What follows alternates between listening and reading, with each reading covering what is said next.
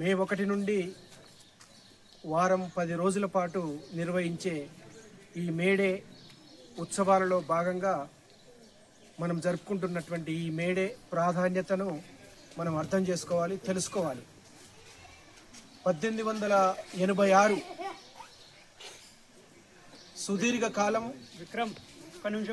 కార్మిక వర్గం వీరోచితంగా పోరాడినటువంటి చరిత్ర ఏదైతే ఉందో అది ప్రపంచ కార్మిక వర్గానికి ఒక దిక్సూచిగా, మార్గదర్శిగా నిలిచింది.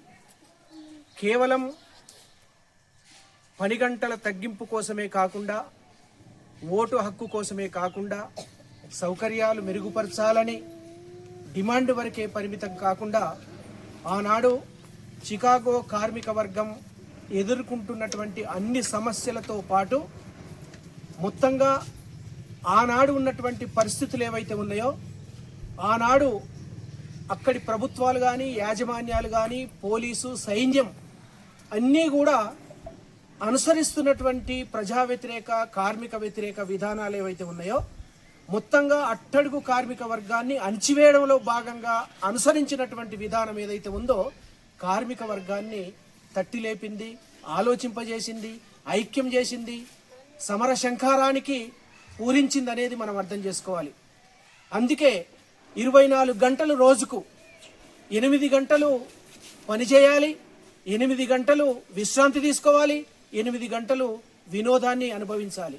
ఈ 8 గంటల పనిదినమే కాకుండా రోజుకు 16 నుండి 18 గంటల వరకు ఒక కార్మికుడు శ్రమ చేయడం మూలంగా తన ఆరోగ్యాన్ని అన్నింటినీ కోల్పోవడమే కాకుండా ఆర్థికంగా, సామాజికంగా వెనుకబాటుకు గురవుతాడనేటువంటి ఒక ఆలోచన ఏదైతే ఉందో ఆ కార్మిక వర్గాన్ని ఐక్యం చేసింది. అందుకే సమస్త కార్మిక వర్గం ఆనాడు పని గంటల తగ్గింపు కోసము, ఓటు హక్కు కోసం, సౌకర్యాల కోసం, సమస్త సమస్యల పరిష్కారం కోసం పోరాడుతూనే మొత్తంగా ఈ వ్యవస్థ ఏదైతే ఉందో వ్యవస్థను మార్చాలి, వ్యవస్థను ప్రశ్నించకుండా, వ్యవస్థను వ్యతిరేకించకుండా, వ్యవస్థ మూలాలను మనము అర్థం చేసుకోకుండా ఈ సమస్యలకు పరిష్కారం దొరకదు అనేటువంటి ఉద్దేశంలో భాగంగా చికాగో కార్మిక వర్గం మొత్తంగా అనేక రంగాలలో పనిచేస్తున్నటువంటి అనేక కంపెనీలు, పరిశ్రమలు, కార్ఖానాలు పనిచేస్తున్నటువంటి లక్షలాది మంది కార్మిక వర్గం ఒక్కటయ్యి మొత్తంగా ఈనాడు మేము సైలెంట్ గా ఉంటే, నిశ్శబ్దంగా ఉంటే, ఎవరికి వారుగా ఉంటే మా మీద ఈ ఆధిపత్యము, దోపిడీ, పీడన, అణచివేత అనేది కొనసాగుతూనే ఉంటుంది.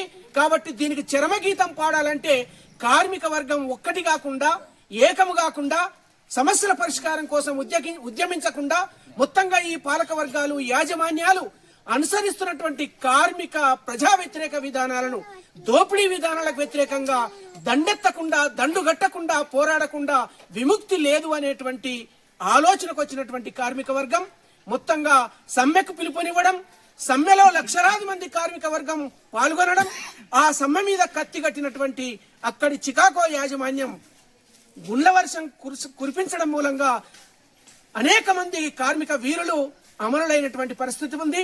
ఆ అమరుల రక్తంలో తడిసినటువంటి జెండానే ఈనాడు ఎర్ర జెండాగా ఈనాడు ప్రపంచవ్యాప్తంగా మనము ఎగిరేస్తున్నాం, రెపరెపలాడిస్తున్నాం. ఆ వైపుగా ఎర్ర జెండా నీడలో ఈనాడు దేశంలో ప్రపంచవ్యాప్తంగా అనేక దేశాలు విముక్తి చెందాయనేది కూడా మనం అర్థం చేసుకోవాలి. అందుకోసం ఈనాడు అధికారంలో ఉన్నటువంటి నరేంద్ర మోడీ ప్రభుత్వం మొత్తంగా ఈనాడు సుదీర్ఘకాలం పోరాడి అనేక త్యాగాలకు, ఆత్మ బలిదానాలకు బలైనటువంటి వీరుల త్యాగ ఫలితం మూలంగా సాధించుకున్నటువంటి అనేక చట్టాలు ఏవైతే ఉన్నాయో, అనేక చట్టాలు, కార్మిక చట్టాలను ఈ రోజు నరేంద్ర మోడీ ఏమీ లేకుండా మొత్తానికి మొత్తం రద్దు చేసి ఒక 4 లేబర్ కోడ్లుగా ముందుకు తీసుకురాబోతున్నటువంటి పరిస్థితిని ఈ రోజు మనం చూస్తున్నాం. ఇవాళ 4 లేబర్ కోడ్లు అంటే దాని అర్థం ఈ కార్మికులు యూనియన్ పెట్టుకోవడానికి, కూలీ రేట్లు అడగడానికి, సమస్యలు పరిష్కరించమని అడగడానికి, సౌకర్యాలు ఇవ్వండి అని అడగడానికి, వేతనాలు పెంచండి అని అడగడానికి, లేదు ఇంకా కార్మిక వర్గం మీద అనేక జరుగుతున్నటువంటి హక్కుల దాడిని, కార్మిక వర్గంపై జరుగుతున్న దాడిని ఏమాత్రం కూడా అడగకుండా మీరు సైలెంట్ గా ఉండాలనేటువంటి ఉద్దేశంలో భాగంగా ఈనాడు 4 లేబర్ కోడ్లను ముందుకు తీసుకొచ్చినటువంటి పరిస్థితి ఉంది. అంతేకాదు ఈ రోజు శాశ్వత ఉద్యోగాల స్థానంలో శాశ్వత ఉద్యోగాల స్థానంలో contract and out sourcing casual labour ను నింపి ఈనాడు శ్రమదోపిడికి గురి చేస్తున్నటువంటి పరిస్థితి. ఈ రోజు అనేక పనిభారాన్ని పెంచుతూ అనేక ఇబ్బందులకు గురి చేస్తున్నటువంటి పరిస్థితులను మనం చూస్తున్నాం. అందుకే మోడీ ప్రభుత్వం అనేది పిడికడి మందిగా ఉన్నటువంటి పెట్టుబడిదారులకు బడా కార్పొరేట్ శక్తులకు ఊడిగం చేయడానికి పూనుకున్నది, కార్మిక వర్గాన్ని అణచివేయడానికి పూనుకున్నది, రైతాంగాన్ని అణచివేయడానికి పూనుకున్నది, ప్రజల మీద దాడి చేయడానికి పూనుకున్నది.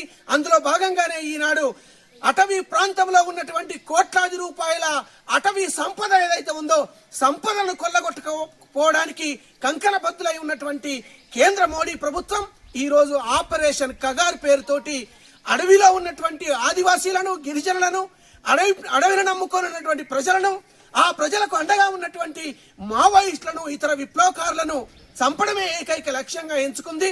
ఆ లక్ష్యంలో భాగంగానే ఈనాడు ఆపరేషన్ కగార్ను ముందుకు తీసుకొచ్చింది. ఈ ఆపరేషన్ కగార్ అనేది మొత్తంగా ఈనాడు దేశ ప్రజల మీద జరుగుతున్న దాడిగా మనము అర్థం చేసుకోవాల్సినటువంటి అవసరం ఉంది. ఆ వైపుగా ఆపరేషన్ కగార్ను ఆపి మావోయిస్టులతోటి, ఇతర విప్లవకారులతోటి చర్చలు జరిపి శాంతియుత వాతావరణం తీసుకురావాలని, మొత్తంగా ఈనాడు దేశంలో ఉన్నటువంటి సకల సంపదను ప్రజల పరం చేయాలని ఈ సందర్భంగా డిమాండ్ చేస్తా ఉన్నాం.